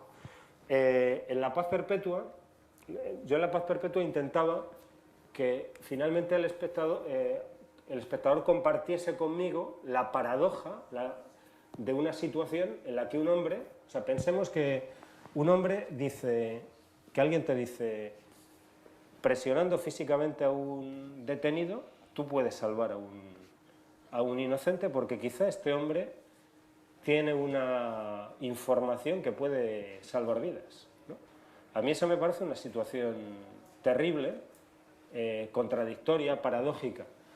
Y yo intenté escribir la obra para abrir esa contradicción en el espectador. Sin embargo, la obra se ha recibido como digamos, un alegato directo contra la tortura, ¿no? Y en este sentido yo siento que he hecho mal mi trabajo, ¿no? Porque como decía antes, cuando hablaba del nazi, ¿no? Un alegato contra la tortura es menos eficaz, ¿no? que el ser capaz de colocar en el espectador la pregunta de ¿yo qué haría? ¿Acepto las razones del torturador? ¿Pertenezco yo mismo a la zona gris donde este hombre se está colocando, ¿no? Porque si consigues plantear eso al espectador, el espectador mismo generará sus propias respuestas, saldrá con una zozobra que yo creo que será productiva, y en este sentido tu trabajo me parece, será más útil que en el del panfleto o el del alegato inmediato. He mencionado un concepto que me parece útil, que es el concepto de la zona gris, que como sabéis es un concepto que propone Primo Levi en Los vivos y los muertos, ¿no? Él habla de que en aquellos años terribles, en los campos, digamos, además de, digamos, aquellos que eran víctimas y verdugos, había aquellos otros que vivían en esa zona intermedia, ¿no? de cierta confusión moral, que negociaban entre un espacio y otro, ¿no? Bueno, pues yo creo que en esa zona gris esa es la zona que a mí me parece dramática y la que me parece interesante, ¿no? Aquella zona de la indeterminación, de la indecisión, y donde el ser humano pues ha de dar precisamente ha de tomar decisiones que de algún modo lo comprometen absolutamente, ¿no? Y en la medida en que se es capaz de construir ese tipo de situaciones en escena, quizá el espectador puede examinar su propio lugar ante esas situaciones. ¿Queréis preguntar algo? Qué pesada soy. Mira. Comentabas al principio de cómo los libros de teatro eran los primeros que desaparecían de la librería, ¿no? Y por otro lado, pensando dramático, sino el teatro en general es el gran olvidado, ¿no? O cada vez parece que se está olvidando más, que se le está haciendo menos caso. Al contrario, por ejemplo, que en Francia, ¿no? Que se le da muchísimo valor a todo el mundo del espectáculo. ¿Qué ingredientes crees tú que se dan para que esta situación se esté dando en España, para que el teatro se esté olvidando? Nos hablaba a lo largo de la tarde de que el teatro tenía cierta peligrosidad o que podía ser peligroso. No sé si esto podría ser una respuesta, y no sé qué opinas tú, que por otro lado también nos comentaba que el gran objetivo de hacer teatro era el amor a la gente. Claro, sí. Bueno, yo creo que cuando se habla de la crisis del teatro, yo creo que en ningún caso se habla o se debe hablar de la crisis del arte teatral. Es decir, en tanto que arte, el teatro es un arte de futuro y es un arte de enorme vigencia. Yo recuerdo que quizá hace 20 años, recuerdo que decía algún amigo, no sabemos qué historia contar ni cómo contarla, ¿no? Pues yo creo que hoy hay mucha gente que tiene cosas que contar y que encuentra modos de contarla. Y yo, al menos como espectador, todos los años, desde hace ya algunos, me siento asombrado, sorprendido por un buen número de espectáculos teatrales que han sido capaces de interesarme como persona, no digo como hombre de teatro. Yo creo que el teatro en este momento tiene una enorme vitalidad expresiva, una enorme capacidad para dar cuenta de la experiencia humana, para dar cuenta de... Creo que no hay ninguna historia que no se pueda contar en teatro, no hay experiencia de la que no pueda hacerse cargo el teatro. Si el teatro recuerda su fundamento, y el fundamento del teatro está en la imaginación del espectador. O sea, si el espectador hace al espectador su cómplice, es imbatible, carece de límites, no tiene otro límite que la propia imaginación del espectador. Fundamentalmente, un buen actor es aquel que es capaz de convocar la complicidad del espectador. O sea, Carmen Machi tiene una técnica extraordinaria, una voz magnífica, pero sobre todo es capaz de hacer que el espectador acepte durante un rato el juego de soy una señora que era una tortuga y he evolucionado y ahora tengo 200 años. Eso es completamente disparatado. Y sin embargo el público no solo lo acepta intelectualmente, sino que cuando ella dice que en los años 40 tuvo un hijo, pero lo perdió porque no supo defenderlo, la gente se emociona. La gente se lo ha tragado entero, ¿no? Y esa es la grandeza del actor, ser capaz de provocar esa complicidad. Es obvio que en teatro no podemos utilizar los recursos expresivos de George Lucas y de Steven Spielberg, pero si pedimos al espectador que imagine París a mi espalda, cada espectador pondrá París, ¿no? Cada espectador pondrá su Torre Eiffel, su Arco del Triunfo o aquella calle en la que se enamoró o en la que perdió a su pareja, ¿no? Y eso será mucho más poderoso que todo lo que se le pueda ofrecer técnicamente en escena. En este sentido yo soy absolutamente optimista en cuanto al teatro como arte, como lugar donde podamos contar historias complejas, fascinantes, emocionantes. Luego sucede que hay sociedades donde por unas razones o por otras, el teatro tiene una mejor salud que la nuestra. No debemos ser tampoco demasiado pesimistas, es decir, el teatro español no está en primera división, pero tampoco está en tercera, ¿no? O sea, yo creo que no podemos compararnos a esas sociedades, como he mencionado algunas, como la Argentina o como las sociedades del Este, ¿no? En las que precisamente ha habido un vínculo tremendo entre la sociedad y el teatro, y tampoco podemos acercarnos a esas sociedades como la francesa, la alemana, la inglesa, donde hay unos enormes recursos y una clase culta, ¿no? Que está apoyando al teatro. La sociedad española es una sociedad de nuevos ricos, ¿no? De pronto pues nos acercamos somos no sé qué, la 9ª potencia o no sé qué y tal, pero culturalmente, pues, si comparamos las revistas culturales francesas con las españolas, cuánto se vende un ensayo en filosofía en España o cuánto en Inglaterra, etcétera. Del mundo de la filosofía tengo amigos traductores y me dicen, joder, el último libro de Tugendhat, por mencionar un filósofo, hemos vendido 47, ¿no? ¿Sabes? O sea que tenemos la sociedad que tenemos. O sea, entonces, yo creo que como ciudadanos hemos de pedir recursos, ¿no? Y hemos de exigir a las instituciones que estén a la altura de las circunstancias. O sea, por ejemplo, yo preguntaba hoy, cuando me encontraba con estos amigos de la universidad, ¿se puede ver buen teatro en Cádiz todas las semanas? ¿No? ¿Se puede ver espectáculos importantes? Porque hay ciudades del mismo tamaño que Cádiz en que eso en España en que eso ocurre así. Entonces quizá hay cosas que están funcionando en otros lugares mejor y otras que están ocurriendo peor. O sea, yo creo que no debemos cortarnos a la hora de exigir como ciudadanos, no ya como profesionales del teatro, más recursos. Nosotros en Madrid, ¿cómo no nos vamos a escandalizar y no vamos a protestar por el hecho de que se hayan gastado lo que se han gastado en la inauguración del Teatro del Canal, ¿no? Cuando al mismo tiempo se cierra la modesta Sala Ítaca, ¿no? Que con 4 duros la hubiera salvado, ¿no? O sea, cada vez que se cierra una sala, se empobrece cada vez que se cierra una sala teatral o cada vez que deja de funcionar una compañía, se empobrece toda la ciudad. Se empobrece toda la ciudad y se empobrecen incluso ciudadanos que jamás van al teatro. Esa ciudad es menos rica, menos interesante, menos compleja, menos abierta. En este sentido yo creo que, por supuesto que hay un discurso, ¿no? Ese tipo de discurso contra los titiriteros, ¿no? Es que ya están los pedigüeños pidiendo...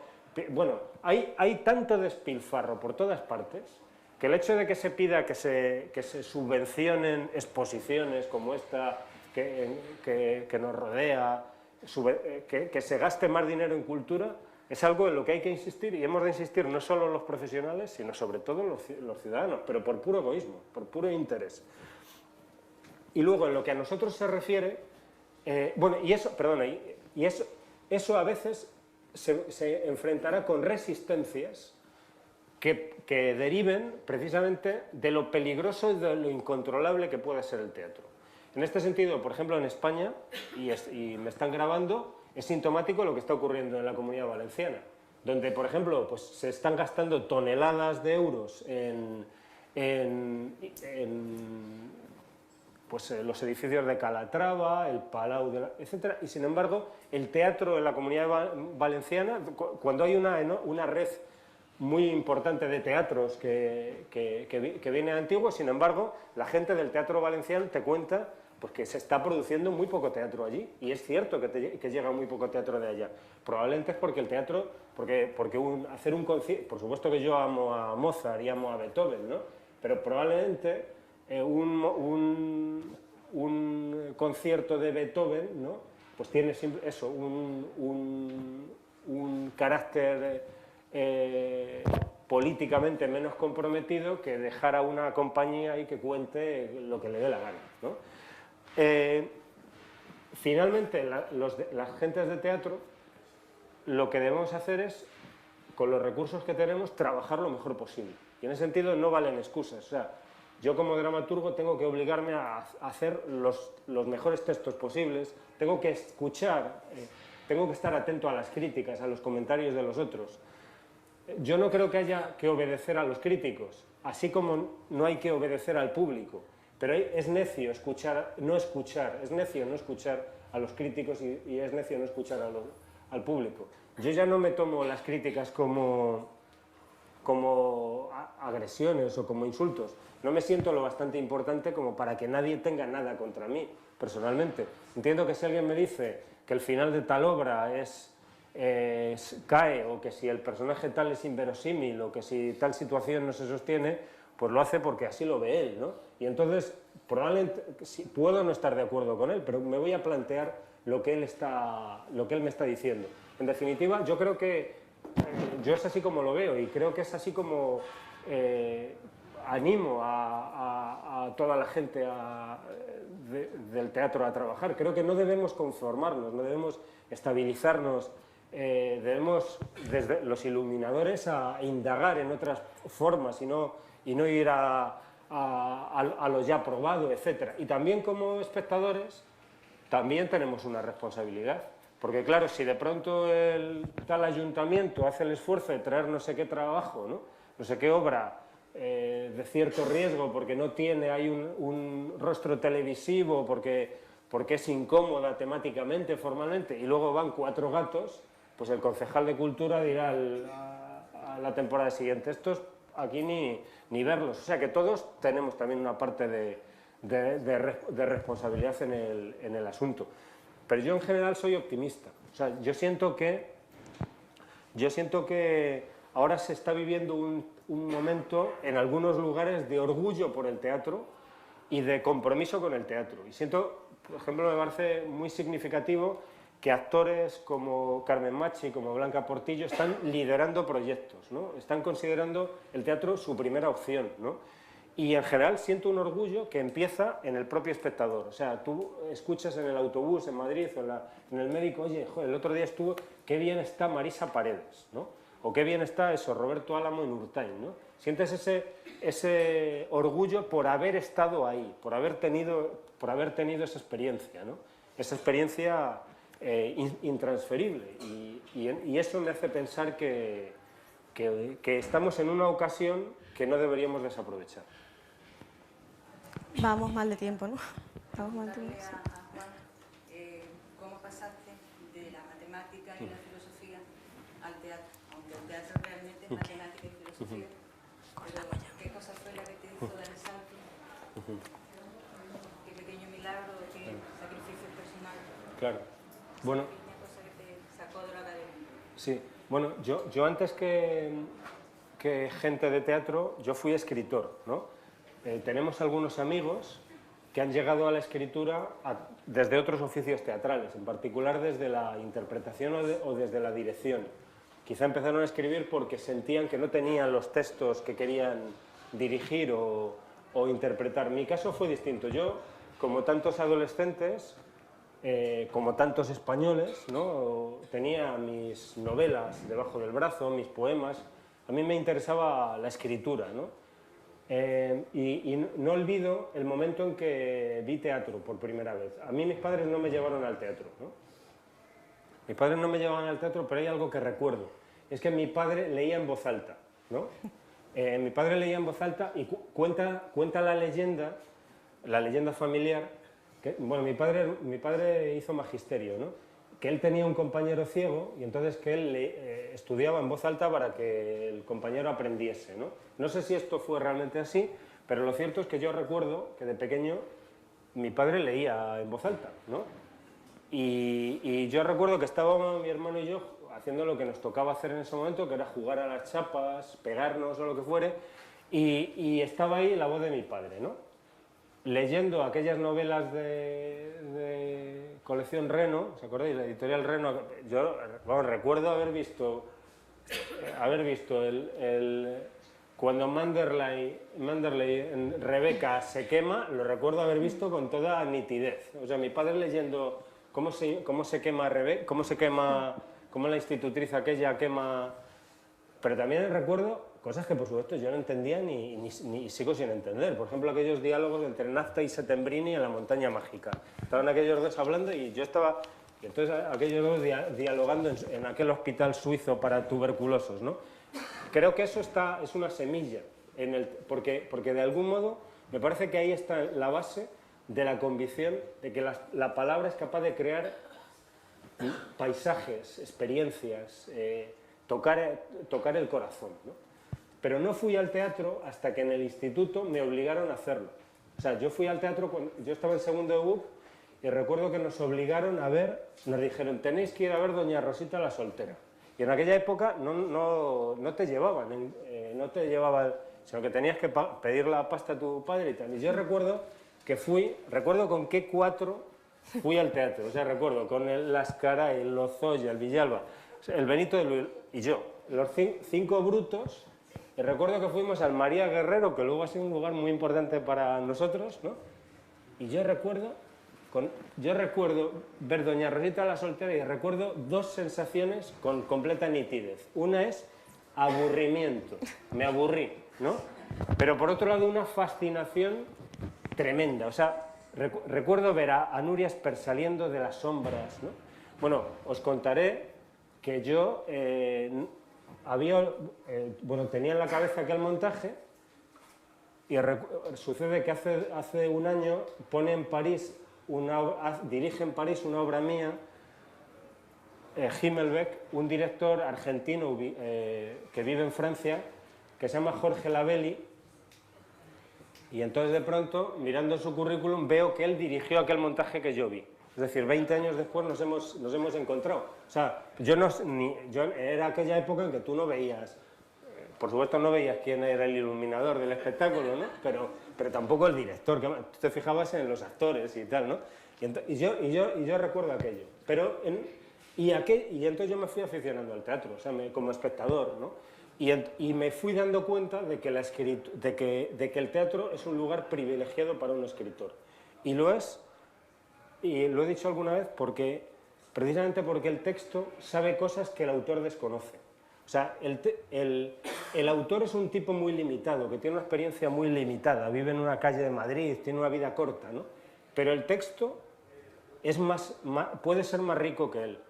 ¿Por qué? Pues porque precisamente el texto es, y eso es el lugar del autor en el teatro, el autor no es origen, sino causa, en el sentido de que es el que da el primer empujón de una cadena de desplazamientos, de traducciones, que va siendo completada por distintos intérpretes, traductores, hasta ese momento final que es el encuentro con el espectador. De forma que uno escribe un personaje que cree que es un triunfador y un actor luego lo interpreta y descubre una herida en ese personaje que uno nunca intuyó, ¿no? O al contrario, considera que un personaje es un fracasado y lo escribe como un fracasado y resulta que el actor le da una dignidad y lo convierte en de algún modo el ganador de esa microsociedad que se plantea en la obra. Y a mí eso me parece fascinante. O sea, es el que uno escribe y su obra llega a lugares que uno no ha previsto, ¿no? Que no creyó dejar ahí. Las matemáticas y la filosofía me han formado como dramaturgo. En lo que se refiere a la filosofía, siempre recuerdo que, en principio, la filosofía y el teatro parecen mundos extremadamente distantes, porque la filosofía es el mundo de lo abstracto, de las ideas, mientras que el teatro es el reino de los cuerpos en el espacio, de lo concreto. Sin embargo, algunos grandes, como poco desde Sófocles, desde la Antígona, han sido capaces de hacer concreto lo abstracto, de que un conflicto abstracto, como el conflicto entre la ley del Estado y la ley de la tradición, la ley de la sangre, se concreten en algo tan visible, se hagan visible en el conflicto en torno a enterrar o no a ese hombre, ¿no? Lo consiguió también Calderón, lo han conseguido algunos grandes, y cuando es posible eso, es magnífico, cuando es posible llevar la idea, o mejor, el conflicto entre ideas al escenario. El teatro, en tanto que reino de la contradicción, es precisamente un lugar donde es posible, precisamente, dar cuenta de lo paradójica de una situación, de un conflicto moral, me parece, a veces con mayor eficacia que un ensayo, ¿no? Y en lo que se refiere a las matemáticas, yo siempre digo que el lenguaje del teatro ha de ser un lenguaje sin grasa, un lenguaje desengrasado. El otro día, leyendo un libro sobre mapas, pensé lo siguiente: el teatro es como un mapa, ¿no? Y los mapas son superiores a las fotografías, en el siguiente sentido. Bueno, por supuesto que un fotógrafo aquí me podría discutir y hará bien, pero los mapas son superiores a las fotografías porque las fotografías están cargadas de respuestas a preguntas que nadie hace, mientras que en un mapa todo es una respuesta a una pregunta. Y en este sentido, con respeto a todo el mundo, el teatro es superior al cine, porque en el teatro todo responde a alguna pregunta. Es decir, cada decisión que toman aquellos señores iluminadores, cada decisión que toma el actor, cada decisión que toma el escenógrafo, todo responde a una pregunta, mientras que la cámara agarra lo que encuentra en su camino. Por supuesto, alguien me podría discutir y decir, hay mucha más construcción de la que sé que la hay, y sé que también lo azaroso es algo valioso, pero por supuesto estoy exagerando, pero estamos para eso aquí, ¿no? Es para exagerar. Entonces, perdón, ya acabo. El teatro es un mapa. El teatro es un mapa, y entonces el lenguaje teatral ha de carecer de grasa, ¿no? Ha de ser esencial, y en este sentido se parece al lenguaje del matemático, ¿no? El matemático ha de ser capaz de un universo de objetos resumirlo en una sola imagen, ¿no? Por ejemplo, hay infinitas elipses, ¿no? Pero todas responden a una determinada fórmula, x al cuadrado partido por a al cuadrado, así al cuadrado partido por al cuadrado igual 1. Quiero decir, es capaz de esa síntesis extraordinaria. En el teatro una y otra vez estamos haciendo esto, ¿no? Debemos dar cuenta de un parque a través de un banco, o a través de un columpio. Debemos dar cuenta de un cambio de lugar, de espacio, a través de una pequeña modificación en la luz, ¿no? En particular, el autor, el escritor, ha de ser capaz de dar cuenta de la evolución de un personaje solo a través de un gesto que le atribuye, o solo a través de una frase. Y los más grandes, como Chekhov, son capaces de dar cuenta de toda una época con una sola frase, ¿no? Y entonces, en este sentido, creo que la matemática me ha educado. Bueno, la última pregunta, rapidito. Ay, pero es que él estaba delante, bueno. Yo solo tengo una pequeña pregunta. ¿Qué piensa usted sobre el teatro que no tiene por qué cambiar la vida del espectador? Porque, no sé si me explico, porque he ido a bastantes obras, tampoco mucho, pero... Y normalmente la gente, cuando el teatro no ha sido demasiado trascendental en su opinión o en su manera de ver las cosas, sale enfadado. Pero a mí esta obra no lleva a ningún sitio. ¿Debe el teatro, en todas las obras que se representan, tener una fuerte repercusión en el espectador? ¿O puede ser simplemente un teatro por pasar el rato? Claro, o sea, vamos a ver, por supuesto que yo creo que hay una primera función del teatro, que es la de entretener, ¿no? El teatro yo creo que ha de ser divertido, ha de ser emocionante, en lo posible, pero si además es capaz de sacudirnos, es mucho más útil, mucho más valioso. Yo el otro día, hace unos días en Barcelona, estuve viendo el musical Spamalot, ¿no? De esta versión teatral de los Monty Python. Me reí un montón y me harté de aplaudir y me lo pasé pipa, ¿no? Pero claro, cuando veo Rey Lear, y no estoy hablando del montaje en que yo participé, pues cuando siento que me entretengo, me divierto, pero además eso me pega un puñetazo, me hace pensar en mí como hijo, me hace pensar en mí como padre, ¿no? Y no estoy hablando de un ejercicio intelectual complejo, es que estoy viendo a Edgar con Gloucester caminando hacia el acantilado de Dover, escena extraordinaria, y yo daría toda mi obra por escribir una línea de esa escena de Shakespeare. Y siento eso, que estoy pasando el tiempo, siento el entretenimiento, la emoción, pero además siento una emoción que es casi biográfica. Entonces, cuando eso ocurre, eso es formidable. Por supuesto que debemos desconfiar de los discursos, digamos, redentoristas, ¿no? Y arrogantes, ¿no? Es que si el teatro es capaz de cambiar algo, ha de ser en escena y no a través de los discursos que lo rodean. Pero cuando a mí alguna vez me preguntan, oye, ¿realmente el teatro puede cambiar el mundo, puede cambiar la sociedad, puede cambiar al hombre? Pues yo digo, pues probablemente el mío no, mi teatro no, pero el de Shakespeare sí lo ha hecho, ¿no? Me consta que lo ha hecho, porque a mí me ha hecho vivir de otro modo. Y entonces, pues yo creo que es muy bueno que haya ese teatro divertido, y de entretenimiento, pero si es capaz el teatro de darte algo más, pero ese algo más puede estar, por supuesto, en la mejor comedia de Lubitsch o en Los Hermanos Marx o en Miura o etcétera. O sea, por supuesto, y por supuesto en Aristófanes. Es decir, no estoy privilegiando la tragedia o el drama frente a la comedia. Creo que la comedia puede precisamente tener un valor tan intenso como la tragedia y la comedia. Es mi impresión. Bueno, la última, ¿no? Bueno, bien, gracias.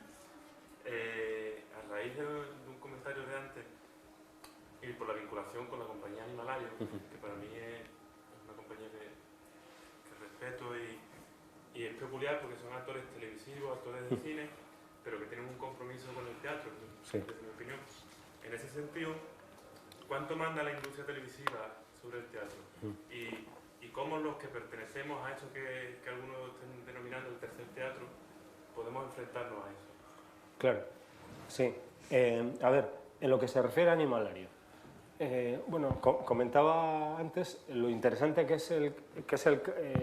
es Animalario en Madrid por el hecho de que si en Barcelona las compañías, los grupos de teatro independiente luego alcanzaron una mayoría de edad, estoy pensando en Comedians, en Dagol Dagom, en Joglars, etc., se dice que en Madrid muchos de esos grupos, los grupos semejantes, fueron absorbidos por el teatro público, ¿no? De forma que algunos directores pasaron a dirigir teatros públicos, muchos directores, actores, etc. Y entonces en Madrid es cierto que no había prácticamente, corregidme si estoy diciendo una tontería, no había una compañía independiente del calibre de esas que sí estaban dándose en Barcelona y que podía decidir, pues hacemos este año esto, ¿no? Y por supuesto conseguimos coproductores, etcétera, y eso va a generar un interés y va a tener una repercusión y una influencia. Y Animalario lo está consiguiendo. Y lo está consiguiendo gracias, yo creo, al buen criterio con el que están dando sus pasos, gracias al talento que suman, gracias a la tremenda capacidad que tiene Andrés Lima para hacerse querer por sus actores. O sea, hay muchos actores que quieren trabajar con él porque gozan en sus procesos. Y luego resulta que actores como Alberto San Juan, Willy Toledo, Javier Gutiérrez, son actores que mantienen un compromiso con la compañía, ¿no? Y eso es formidable. Mi impresión es que, al menos en Madrid y en Barcelona, muchos espectáculos que creyeron que iban a funcionar muy bien solo porque contaban con un actor famoso no han funcionado, ¿no? Y hay algunos fracasos sonados que se me vienen a la cabeza y que no voy a mencionar por respeto a la gente, pero hay espectáculos que fueron construidos clarísimamente para tal actor televisivo y que no funcionaron, y en cambio otros con actores no conocidos que han ido ganando el respeto del público y un público cada vez más extenso, en muy distintos lenguajes. El método Gronholm de Jordi Galcerán no ha sido un éxito español y luego europeo porque fuese defendido por actores muy conocidos. Luego es cierto que en Madrid estaba Hipólito y demás, pero recuerdo que, por ejemplo, el método Gronholm empezó como una experiencia en el T6, uno de esos talleres de creación del Teatro Nacional de Cataluña. Entonces, yo tengo la impresión de que el trabajo bien hecho, el trabajo concienzudo, es el único modo en que uno puede combatir. Y luego también es cierto que uno ha de ser capaz de tener una mirada amplia y medir sus objetivos, y en función de esos objetivos ser realista cuando uno se pregunta si ha triunfado o fracasado. Hay propuestas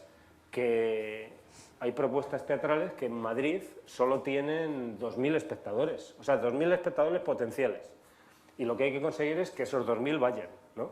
Y hay que conseguir comunicarse con ellos.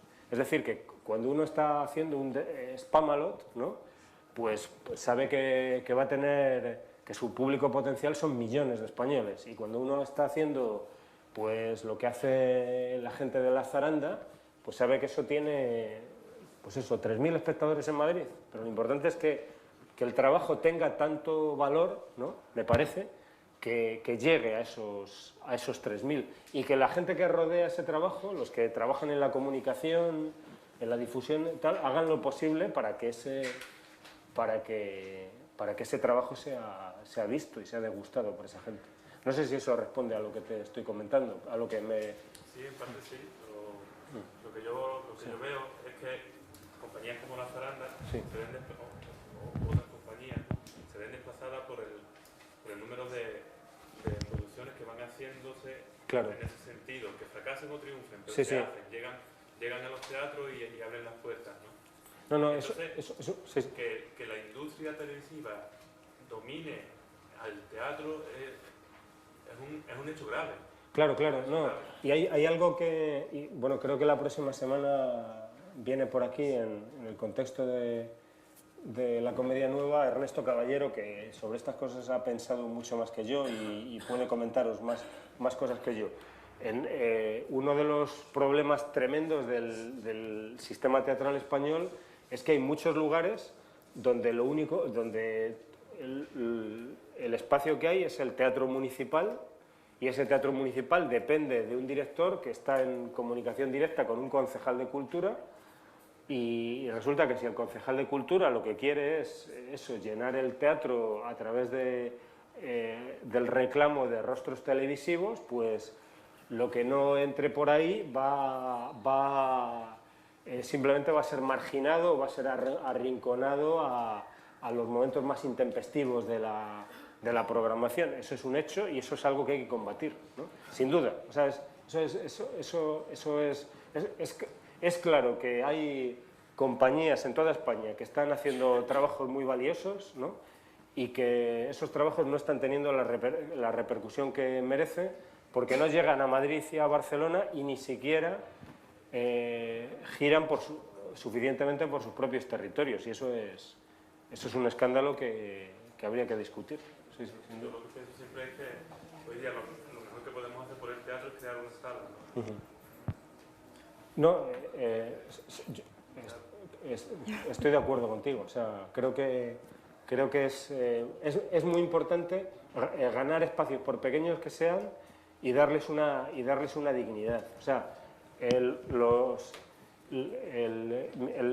último espectáculo que yo he estrenado es El gordo y el flaco en la cuarta pared, y Cartas de amor a Stalin, que estuvo hace 9 años en María Guerrero, ahora se va a hacer en la Sala Pradillo, que es una sala alternativa todavía más modesta. O sea, yo creo que aquel teatro que abras al espectador ha de estar lleno de dignidad, de calidad, de valor, de modo que el espectador, yo creo que el teatro no puede reproducir el ruido del mundo, ha de ser capaz de estar a la escucha del mundo y construir una experiencia poética, ¿no?, para el espectador. Y eso hay que hacerlo con los medios que uno tenga. Y desde luego, si en un lugar, el único sitio donde, si en una ciudad el único sitio donde se exhibe teatro es un lugar dominado por unos gustos políticos del concejal de cultura, etcétera, y estos son estrechos, pues clama al cielo la fundación de un espacio, por pequeño que sea, me parece. Bueno, muchas gracias María, muchas gracias Juan y gracias a todos por estar aquí. Ahí podéis seguir hablando con ellos, con una copita, y también recordaros que el miércoles que viene tenéis la oportunidad de charlar con Ernesto Caballero y con la compañía de la Facultad de Filosofía y Letras a las 12. Gracias. Gracias.